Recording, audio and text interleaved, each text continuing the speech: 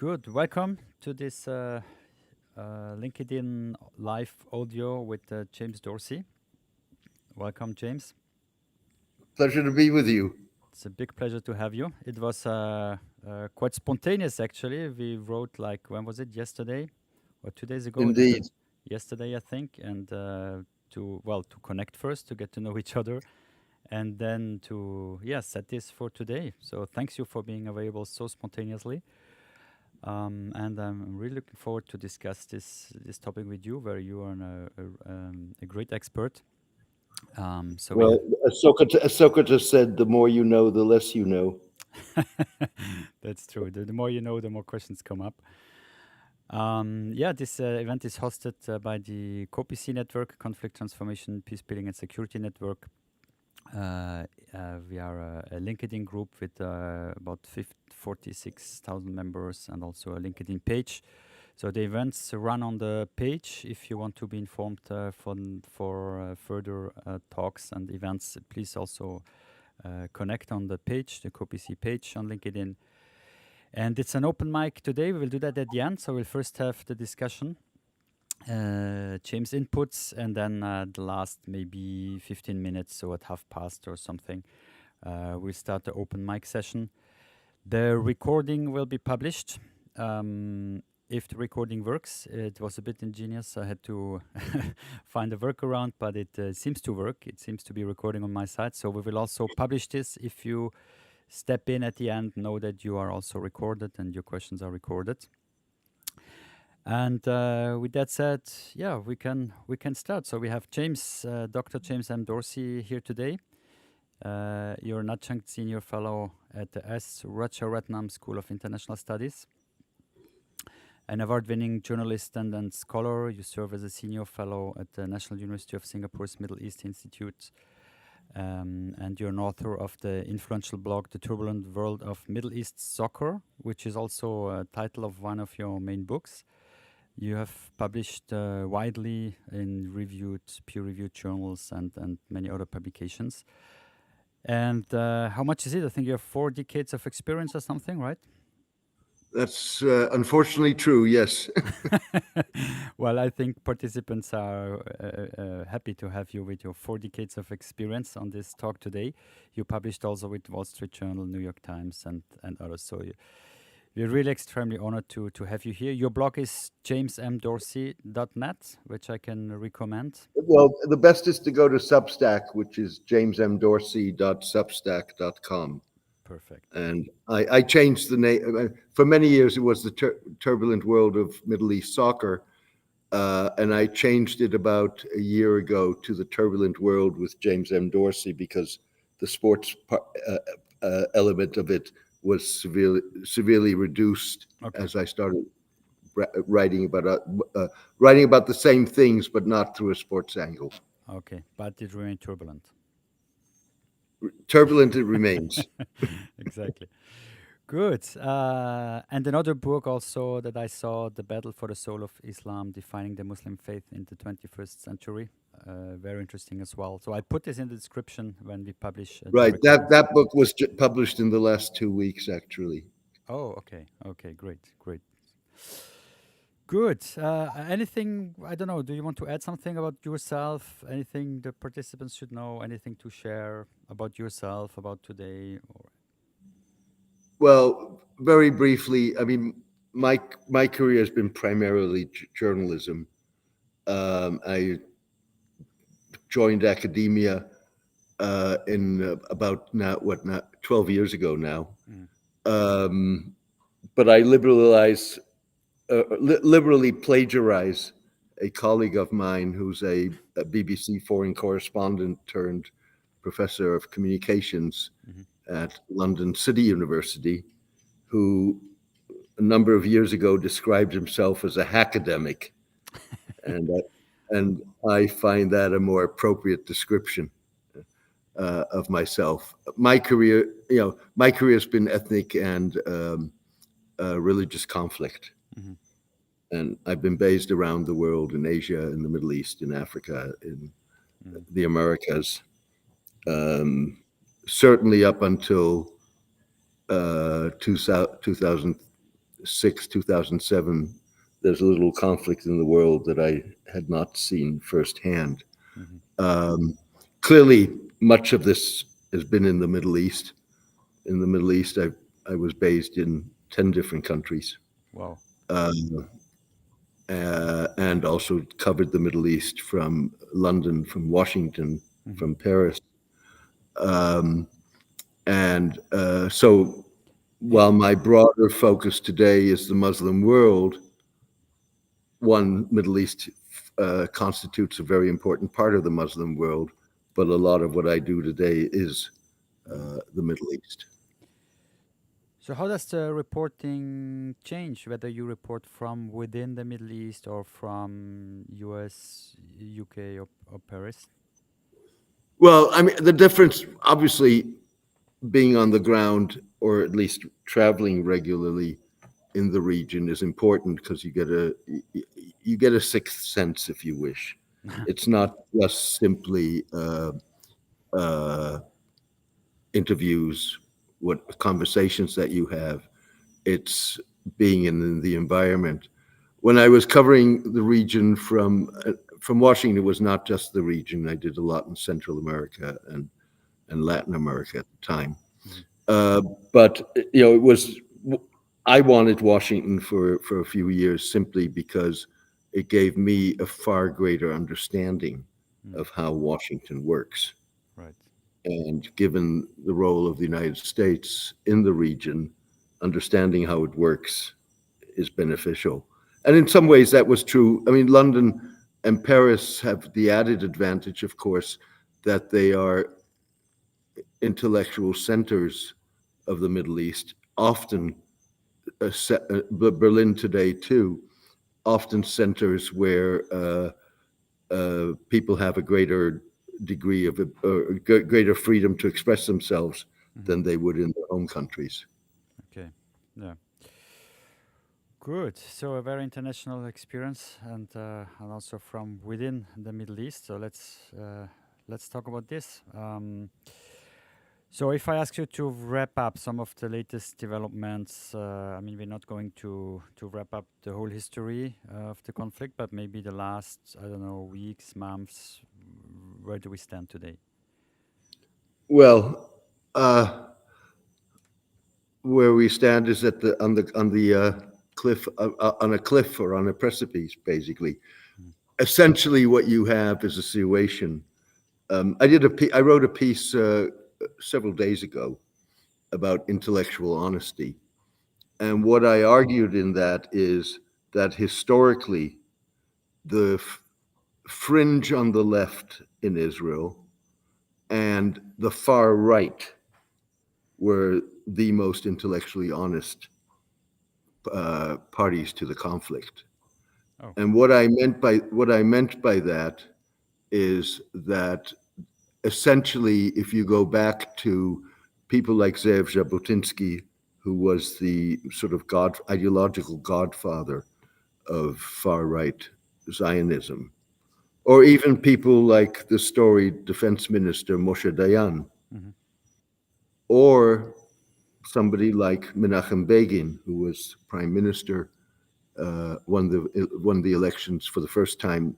The right wing won the elections, and he was in 1977. Hmm. They essentially recognized one Palestinians as human beings. They recognized them as an entity Hmm. with aspirations, with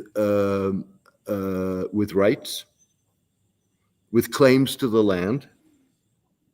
But then they drew the conclusion: there's no room for both of us. Hmm. It's either you or me, and in that case, it's me. Hmm. Now, that's at least a straightforward. You don't have to agree with it, but it's a straightforward, honest approach. Yeah. Compare that today with the far right, which does not recognize Palestinians as human beings, does not recognize that Palestinians have rights, and adopts what I would describe as a supremacist and racist approach to Palestinians. And you think that's not honest? Well, Sure, they're honest in saying what they believe, yes. But what I meant, that's why I used the word intellectually honest. Mhm. I wanted to draw that distinction. With other words, and that, but the reason this is important is because it goes to the core of the problem. Mm. That unless you recognize that you have legitimate rival rights, and therefore are going to have to find a compromise, whatever that compromise may be, you've got a situation where of perpetual conflict, Yeah. and the perpetual conflict escalates and it aggravates. Yeah. And that's why you get an October 7, which is not to justify October 7 or how Hamas conducted October 7, but it is to explain and understand it. Mhm. And you get the response that you've gotten in terms of Israel's war conduct. Mhm. You know, Yeah. it's a dead end road. Yeah, there's no room for compromise as it looks right now. You mentioned space that the previous far right Israeli leaders mentioned that there is not enough space for both.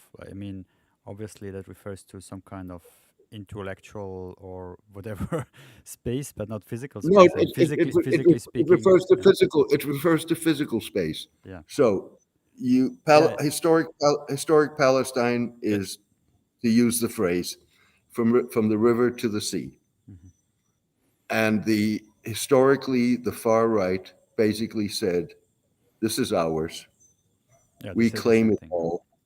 There's no space for anybody else." Yeah, I understood. I mean, factually speaking, there's probably enough space for everybody. That's what I meant.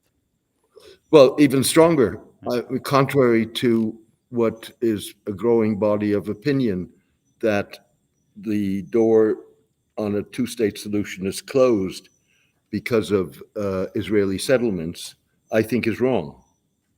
Mm. And that is not to defend settlements, but that argument comes from people who look at the map and they see the string of settlements that totally cuts up into 1,000 pieces, if you wish, No, the West Bank. no. And yes, if you look at that map that way, that's accurate. Mm. The problem with looking at the map that way is that 80% of Israeli settlers live in settlements that are close to what is called the Green Line being the line between Israel and the West Bank prior to the 1967 Middle East War. Mhm. Which means, which is why when you were negotiating the Oslo Accords and later negotiations that took place, the Palestinians and the Israelis were agreeing on a land swap of about 4 to 5% of the land, whereby those 80% of the roughly 750,000 settlers on the West Bank would, in the land swap, would come under Israeli jurisdiction, would be part of the Israeli state. The Palestinians would be compensated with an roughly equal sized piece of land Mhm. that would be on, part of Palestine with nothing in between, so uninterrupted. And then you're left with 20% of the Israeli population, which of Israeli settler population, which would have to make a choice, Mhm. either move to Israel or accept that they would be living under Palestinian rule. Yeah. Mm. Yeah. Or maybe grab out the old one state idea at some point to see if this might be relevant, but it's another discussion. Well, but just very, very briefly on that point, Yeah. I think one's got to be clear, certainly after what's happened in Gaza, which you're going to have the next 2 or 3 generations impacted by the trauma, much like you saw the first 3 generations after the Holocaust in Europe. Mhm. Uh, I think realistically, the best you can hope for in terms of relations between an Israeli and a Palestinian state is going to be India and Pakistan. These are not going to be two states that love each other. And conflict will still have to be managed. On the other hand, if you get a one-state solution, which I'm not, as a matter of principle opposed to, but there you have a recipe, given circumstances as they are, you have a recipe for civil war. So consequently, there's not really a good solution, or maybe some kind of federation or something else. But maybe let's see if we can close the discussion with those more long-term questions at the end. To come back on the current developments. So we discussed yesterday how to structure this talk, and now today is a Friday. We had Friday prayers. We had Haniyeh's funeral. Anything important that happened today that you observed? Nothing that's that moves the ball as such. I think you're in a situation now where there are a number of things playing at the same time. The assassination of Haniyeh, in my mind, Ismail Haniyeh, the head of the political bureau of Hamas, was far more important than simply the Gaza war. Yeah. Sure, the Israelis have said they are going to hunt down the Hamas leadership no matter where they are, and will do so whenever they have the opportunity. But what's happening within Hamas is in many ways comparable to what happened in the PLO, the Palestine Liberation Organization, with Yasser Arafat between 1972 and 1988. So in 1972, the Palestine Liberation Organization was demanding a unitary Palestinian state in all of historic Palestine. And it took them 16 years to work through a process in which they recognized Israel and renounced the armed struggle. Hamas is going through that same process. And within that process, Ismail Haniyeh was a moderate. Yeah. Now, granted, you can attribute to him correctly any number of blood-curdling statements. And the same was true for PLO officials in the 1970s and 1980s. But he was a moderate with that. And Israel has had a systematic policy of targeting moderates. That was true with the PLO, and I think that's also true with Ismail Haniyeh. Having said that, if you target the moderate, that means your opponent gets radicalized. No, what I mean is that he or she runs the risk of getting killed. Okay, but if now, granted, both by militants or more militant parts of their own movements, as well as by the Israelis. But where I think we stand now is that what the Israeli strikes in Beirut and Tehran have done is put both Hezbollah and Iran in a very difficult position, and they're going to difficult in which sense? In terms of balancing their various interests as they decide how to strike back at Israel, and there will be a strike back at Israel without question. Yeah. In the Iranian case, Iran does not want an all-out war. It's made that very clear. It certainly doesn't want a war with the United States because it knows it can't win that. And it most probably can't win a war against Israel. Iran has an asymmetric warfare doctrine because of the sanctions. It doesn't have an air force to talk about. Its navy are small ships. And so its non-state allies and its ballistic missiles are the mainstay of Iranian defense. On the other hand, when the Iranians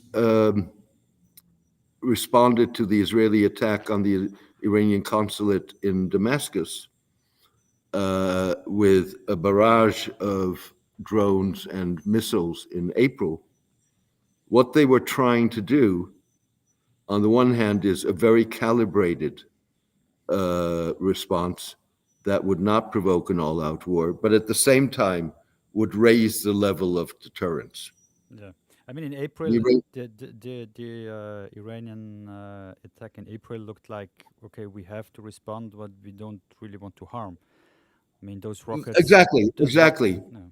But they also wanted to increase the level of deterrence, and they failed. They failed with the Israeli response, which was again very calibrated to the missile and drone attack, and they failed with the killing of. It felt like it followed a playbook.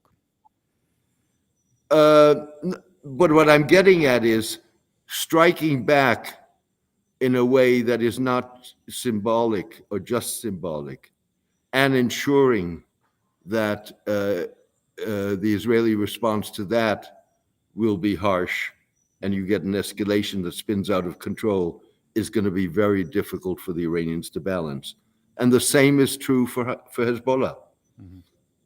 Hezbollah needs to respond, but Hezbollah is a political force in Lebanon, and it needs to take that into consideration, particularly given that Lebanon in its totality does not necessarily feel that what's happening in Gaza is its war. There are very significant segments of the Lebanese population that don't want to run the risk and feel that they have other problems. So it gets, I mean, they're already dropping bombs at each other from both sides, a bit like is between, for instance, Israel and Hezbollah for months now. And what could now, for instance, in this situation, what could Hezbollah do to do some more, escalate a little bit, but without risking an all-out war? I mean, at some point, you're at the limit, no? What would be the limit? What could be potentially overpass the limit? I don't know. I mean, the response that that would be logical for Hezbollah would be an attack on a Israeli military facility, preferably in a major Israeli city, either Tel Aviv or Haifa. But that may be crossing red lines with Israel. So I don't know what the response is. What the proper, how they're going to balance this. I think that it's a dilemma for them. And same for Iran, I guess. And the same for Iran. Another question. Now, since those leaders have been assassinated from Hezbollah and Hamas, in other conflicts in the past, like for instance with, I remember this with ISIS, then like you had a news coverage and said, okay, number 2 of ISIS has been eliminated. And then, 2 months later, number 2 of ISIS has been eliminated. I mean, they grew, right? New ones are coming after. You kill one, there will be a next one following up. I mean, the positions will be closed by new people. Is that the case here, or are those leaders that have been killed now so important that it's a real impact on the movements? Both Hezbollah and Hamas are resilient organizations. Everybody, the leaders of Hamas today, the leaders of Hezbollah today are the successors to people who were killed. Within a year of Hamas's founding in 1987 or 1986, its 2 co-founders were killed within a matter of 3 months. Right. Now, interestingly enough, they both were killed after they had proposed to Israel an armistice in exchange for a Palestinian state alongside Israel, which goes back to my point about killing moderates. Not that the Hamas people at that point were moderate in the sense of the word that you or I would understand it, but nonetheless, Hamas leaders have been killed since. And they've shown a great deal of resilience in the 10 months of fighting in Gaza. And the same is true for Hezbollah. So this, targeting the leadership is a short-term victory. What it does is risks, from Israel's perspective, strengthening the organization. And you're seeing that with all the prayer meetings today and expressions of empathy with Haniyeh. And how does this strengthen the organization? Basically, from a Palestinian perspective, it's a double-edged sword. So sure, Hamas is co-responsible for what's happening in Gaza and what has happened in Gaza for the last 10 months. Mm-hmm. But it's also the only organization that's standing up to the Israelis. Most other, certainly the key organizations, including the Palestine Authority led by President Mahmoud Abbas, and Al-Fatah, which is the movement, guerrilla movement turned political movement, which is the backbone of the Palestine Authority, they've lost enormous credibility. I mean, the Palestine Authority today, either on the West Bank or in Gaza, has no credibility. It's corrupt, it's inefficient, it has mismanaged, and Palestinians would tell you they're subservient to the Israelis and doing the Israelis' dirty work. Mm-hmm.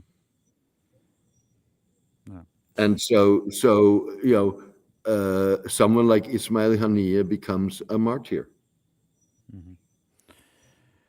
Yeah, and that's what you said before. So he was a moderate. That's what I read also from different sources and news outlets and so on. He was actually more moderate in the negotiations. He was the chief negotiator in the ceasefire and hostage release negotiations.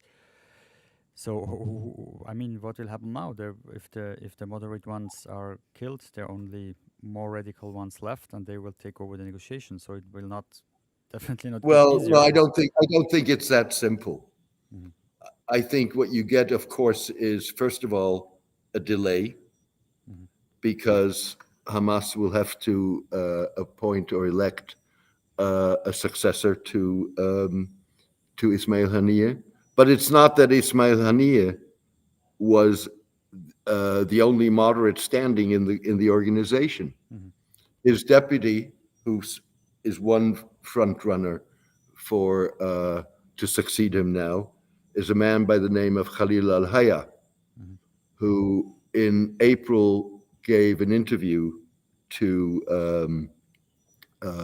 Associated Press, in which he said Hamas is willing to have a long-term ceasefire with Israel, is willing to lay down its weapons and turn itself into a political party, provided Israel agrees to the creation of an independent Palestinian state, mm-hmm. On the West Bank in Gaza.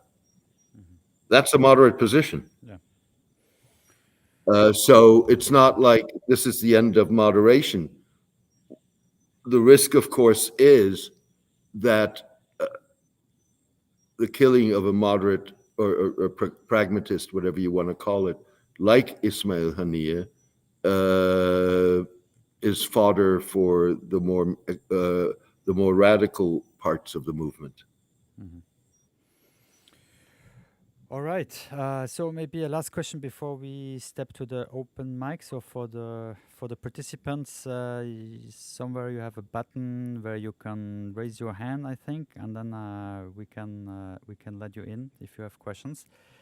And if not, we simply continue. Another question I had about other regional actors, and we're talking now about directly involved actors or countries, Iran, Lebanon, respectively Hezbollah, and so on. But how about Egypt, Jordan, neighboring countries, Syria, Saudi Arabia?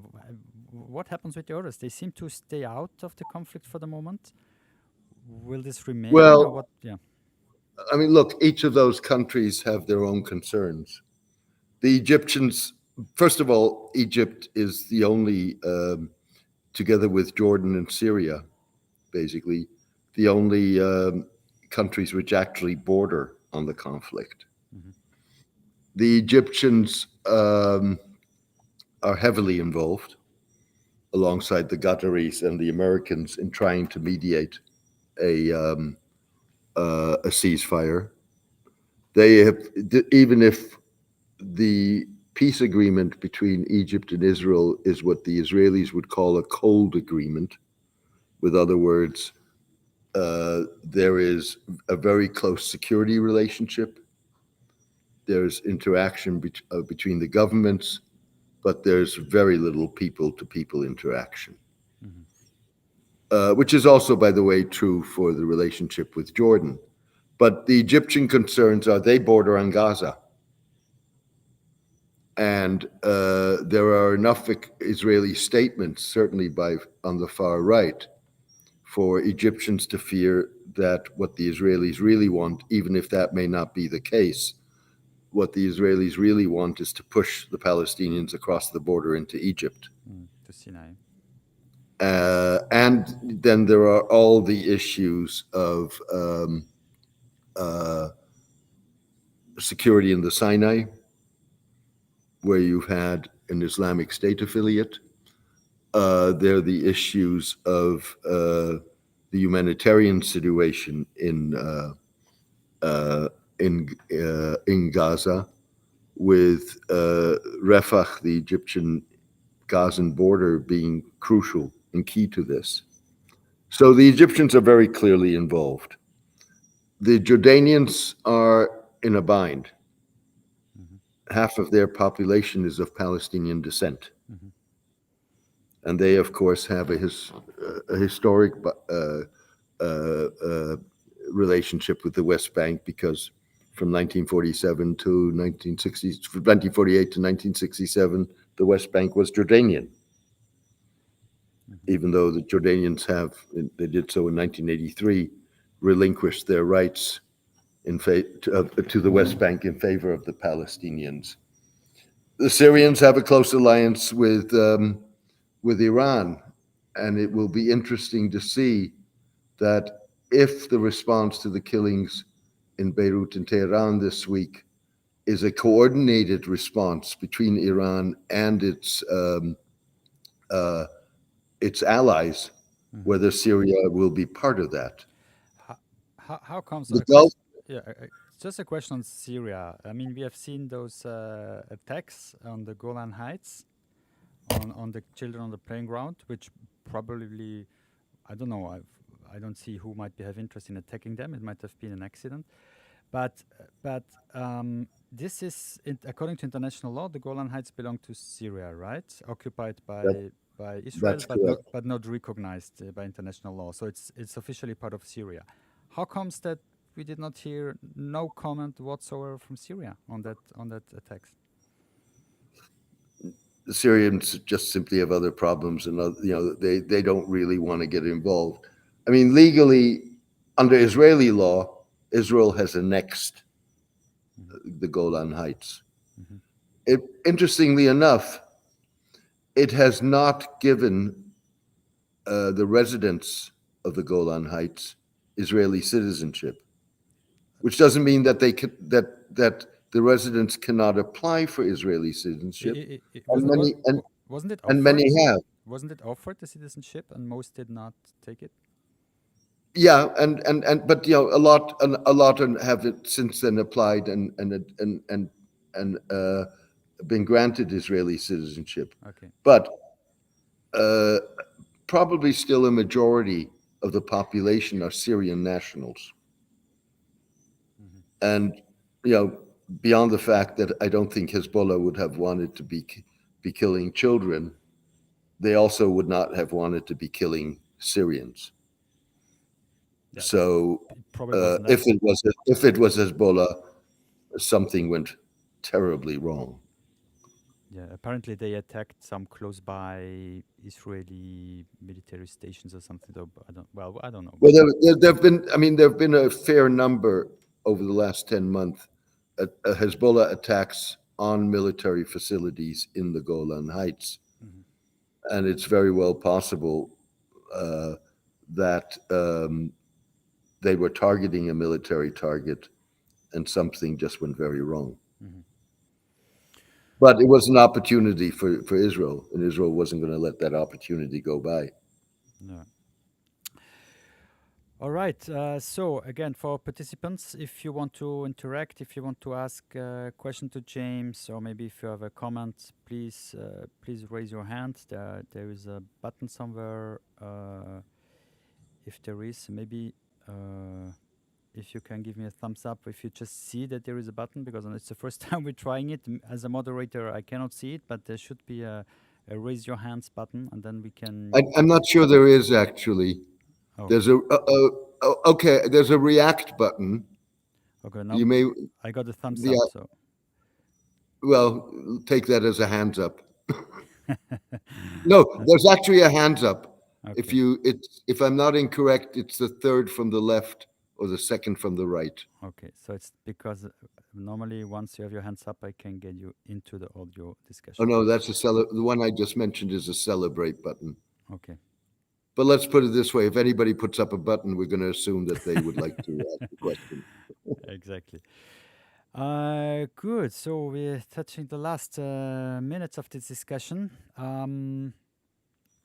Maybe now to put in a more positive perspective. Obviously, I'm not going to ask you any kind of idea for a solution for peace in the Middle East, but I mean, if you're the magic stick, what are your 3 wishes to bring the region on a more positive pathway, something more positive dynamic? What would have to happen? Look, first of all, nothing happens, Hmm. nothing positive at least, without a permanent ceasefire and an end to the war. Okay, first wish. That's a sine qua non. The next question then is, what's the administration that you're going to have in Gaza? And the problem with the whole discussion about the day after, if you wish, is a discussion in which what Palestinians may want does not figure. It's irrelevant. Yeah, that's the famous. I thought about this before when you talked about people-to-people interactions. We might have maybe at some point a nice agreement, with nice pictures of leaders, but only on top level, top level agreement, and those are the. No, you'll have more interaction between Israelis and Palestinians. First of all, there's a significant Palestinian-Israeli community.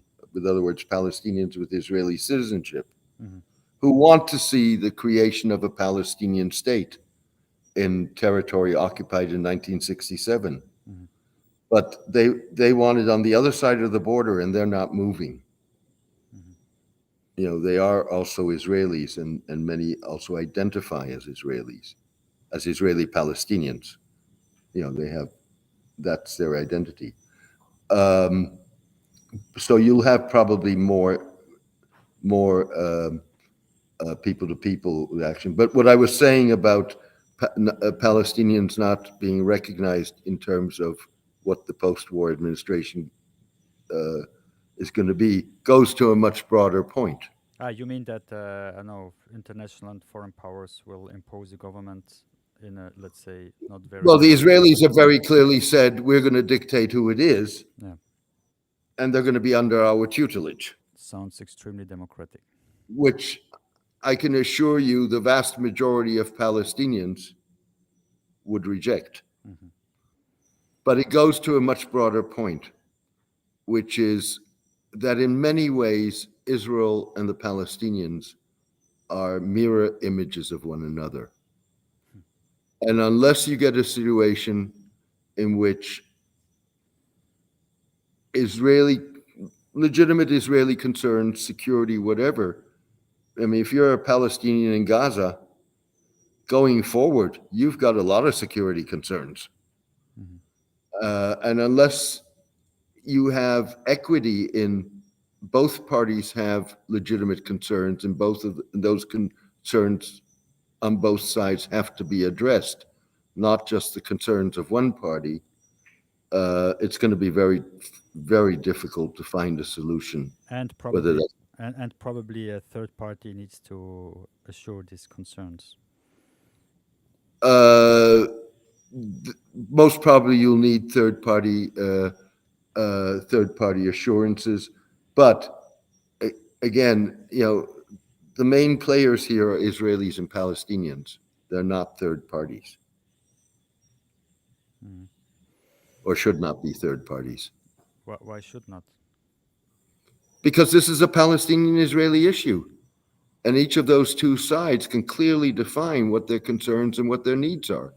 Yeah, but I And mean, that's, and you negotiate to ensure that whatever solution you come up with is equitable for all. mhm. I mean, if you don't do that, you've got the seeds of another conflict. Yeah. No, I mean, agree. That's that the concerns and the needs have to be expressed locally and have to be mutually respected and assured. But personally, I doubt a little bit that this works. Maybe you need a third party just to assure, I don't know, the minimum safety for both sides. So, I don't know.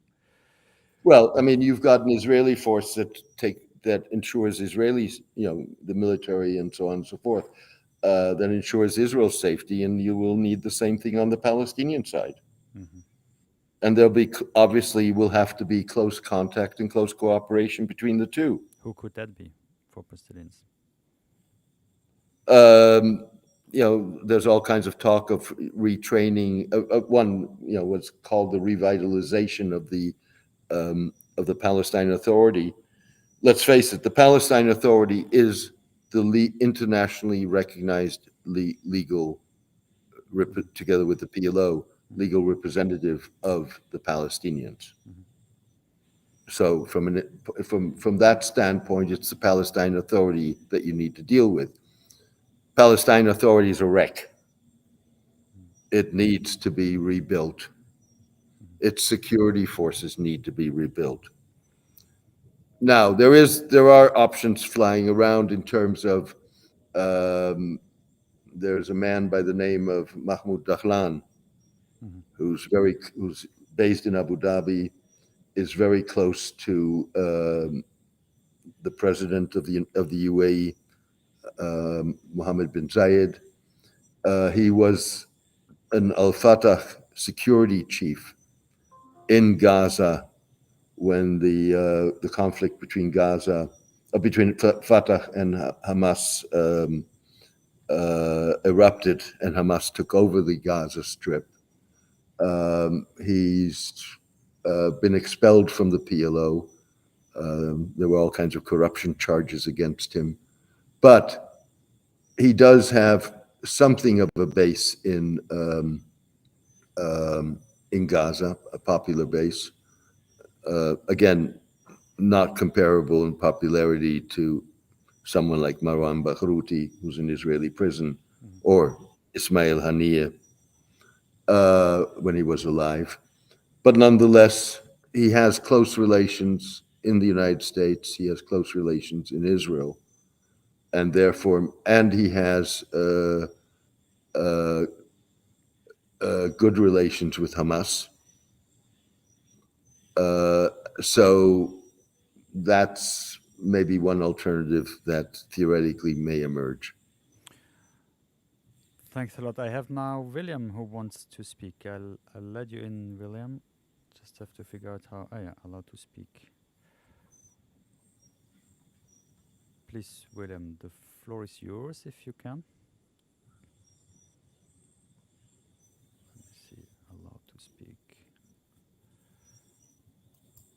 I don't know if this is working. I click on allow. Let me tell you, William is a superb editor. Now he's here. Yeah, yeah. William, you need to Bill? unmute. Yeah. Okay, I've got it now. Hi, William. Yeah, it seems to me, I was based in Cairo for 5 years and covering the Middle East, and it's very easy to get lost in the weeds of all these Palestinian politics and everything. But it seems to me the issue here is that the Haniyeh assassination didn't make any sense, except that it resolved Netanyahu's domestic problem, which was that if he agreed to a ceasefire, the far right wing of his coalition was going to resign, his government would collapse, and he would be out of power. So by assassinating Haniyeh, Netanyahu saved his position as prime minister, at least for the time being. It seems to me the real question here is how long will the United States continue to support Netanyahu? Netanyahu did not tell anybody in Washington that he was going to make the attack. He stiffed basically Kamala Harris, and he's really disdained Biden. So at some point, if the United States continues to support Israel on a disastrous course, it's going to affect the United States. So at some point, we're going to have to back out. And if we do that, Israel really does not have the kind of protection that it's had up to now. So it seems to me we're heading towards a crisis, and I don't know what the solution to it will be. Well, Bill, good to hear you. Let me start with, I think you'll forgive me, but I think your analysis of Netanyahu's position is flawed. Okay. First of all, we don't know what the fallout of the killing of Ismail Haniyeh on the negotiations will be. There are people, I don't particularly think that's true, but there are people who believe that the killing of Haniyeh, and if confirmed, the killing of Mohammed Deif on July 13, the military commander of Hamas in Gaza, would give him the cover he may need to be more flexible in a ceasefire negotiation. That's one. Two, Netanyahu's had a tremendous boost in popularity this week. And that's something the far right has to take into account. You mean thanks to these assassinations? Thanks to the assassinations, yes. And that would even be more solidified temporarily if the Mohammed Deif killing is confirmed. Having said that, the killing of Haniyeh and possibly Deif basically is going to mean that the protests that we've been seeing for months, at least once a week in Israel, 120,000 people, is really going to focus on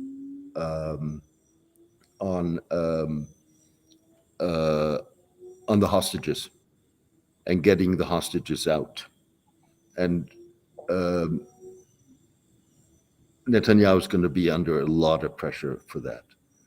Third of all, and this is where the link to the question about the United States comes, is up until this week, there was nothing that Netanyahu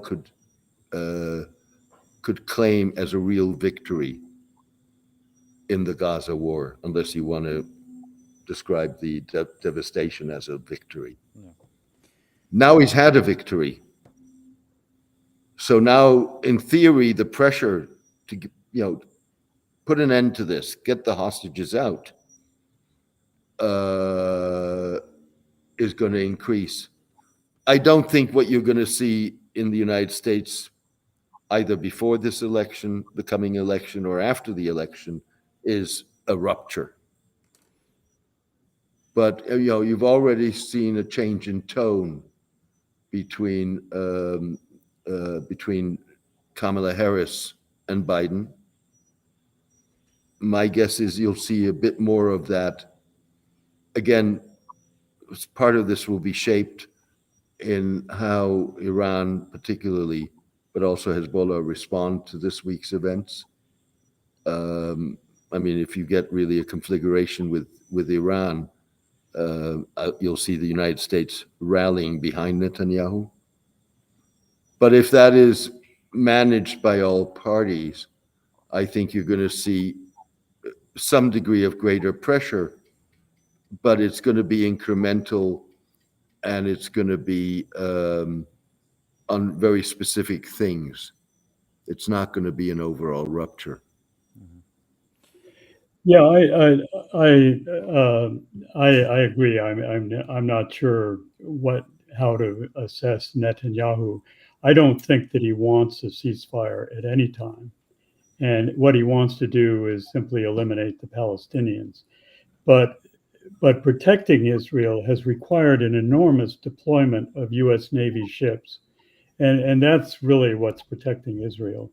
And I don't see that deployment continuing if Israel becomes morally indefensible. I mean, in other words, if it's morally reprehensible because of what it's doing in Gaza, I don't think the United States can afford to continue to simply protect it without asking any questions or exerting any control over it. Mm. And Well, now I he's mean, not going to accept any control. if you think an Israeli-Iranian war through, it's going to be an air war. They Not don't. necessarily. No, 90 no, million I'm people leaving. against 5 Let me just give me a second. Leave aside now Iran's allies, pure Iran and Israel. They don't have a border. It's not a Yeah. question of troops.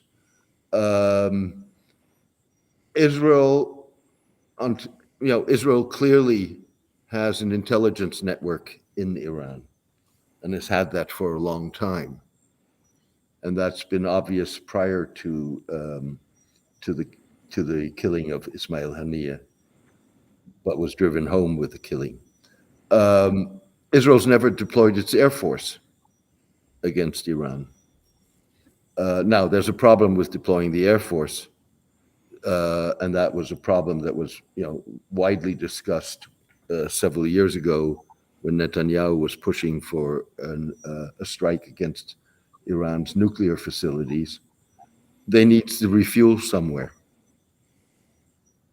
Mm. And, the question is what Azerbaijan is going to do in that case. Mm. So it gets very complicated. The only real other force, serious force that Israel has to reckon with is Hezbollah. Houthis are a problem, but that's the only really ground force that also has a significant missile capability. So I have a follow-up question to this assassination. I don't know, James, how far you see inside the decision-making process, but if, as some say, we have heard it also that maybe Netanyahu, tasks these assassinations mainly for his personal political agenda. I mean, how is that possible? Where are the checks and balances? Can one man just decide and serve his own agenda, and nobody's there to balance or correct, or what's Well, yours? first of all, Israel's had a targeted assassination policy for decades. Mhm. It's not Netanyahu's policy. The Labor government had that policy. So that's, and ultimately the decision on whether or not to execute a target is the prime minister's decision, Mhm. irrespective of who the prime minister is. Mhm. Fact of the matter is, look, Netanyahu is on the one hand, my reading of Netanyahu is, on the one hand, he's on the far right. I mean, his buddies are people like Trump, like Narendra Modi, like Viktor Orban. Those are the people he feels comfortable with. But he's also he's a political master and a cat with 9 lives, and he's an opportunist. Fact of the matter is that his inclinations at the moment coincide with what the far right wants, particularly the far right in his cabinet. Mhm. And I think you've also got to keep in mind that the problem of the far right in Israel having gained so much currency is structural. It's not one man. Part of the problem with the conduct of the war has to do on where these soldiers come from. There's an increasingly religious contingent, and it's not just one brigade. I mean, these are not ultra-Orthodox, but they're religious. And they come often out of yeshivas, religious seminaries that have a military component and that are on the far right extreme. So, this is, even if Netanyahu were to go, fundamentally, policy is not going to change. The tone may change. Some of the rough edges may change. But, fundamentally, Benny Gantz, the former defense minister who recently resigned from the war cabinet and led to the dissolution of the war cabinet, fundamentally, he and Netanyahu don't disagree on what the Israeli-Palestinian future should be. And Benny Gantz is viewed as a mainstream figure. Yeah, so difficult times even to think about change for I don't know, long-term or mid-term positive evolution of this situation. Yeah, we went quite some over time, but it was extremely exciting and fascinating. Do you have any closing remarks, James? Not really. I mean, I think, what I said, the ceasefire is a sine qua non. Without a ceasefire, you're going to be balancing on a cliff continuously. But then you're going to need, if you really want to resolve this, a concerted effort to bang heads and bring people together. But it's going to have to be one that's equitable. And that's a tall order. That's a tall order. For equity, if I may hit this last question, for equity, don't you need two actors of the same quality? I mean, two states? No, I mean, look, what you need, I mean, ultimately, that's where you need to get. You need to get two states. But what I'm getting at is, what I mean with equity is, Palestinian concerns are as valid as Israeli concerns are. And that has to be the basis of it. It's not the basis of it today. I mean, just put yourself in the shoe of a Palestinian in Gaza. So an Israeli is continuously afraid that he's going to be hit by a rocket. A Palestinian's afraid that he's going to be bombed. Yeah, or starving, or or whatever it is. It's a mirror image, and you need to start recognizing that. Yeah, that has to be the basis of a policy. Mutually, you mean recognize? Yeah, mutually recognizing. Not only, going back to Bill's question, the United States. I think that, I would say universally it has to be the operating principle. Now, that's right now pie in the sky, and I realize that. But to really get a healthy development towards a situation in which people live side by side in relative peace, that's going to have to be the operating principle. That's what you all hope for, and that's what everybody, all actors should work for, which unfortunately is not the case, but we hope for that. Thanks a lot, James, and also William, for your contribution. And thank you to the audience for joining. Thanks for the audience for joining, and we're going to put the recording out as quickly as possible, and looking forward for next event. Thank you for having me. I enjoyed it. It was a big pleasure. Thank you very much. Have a good time. All the best. Bye-bye.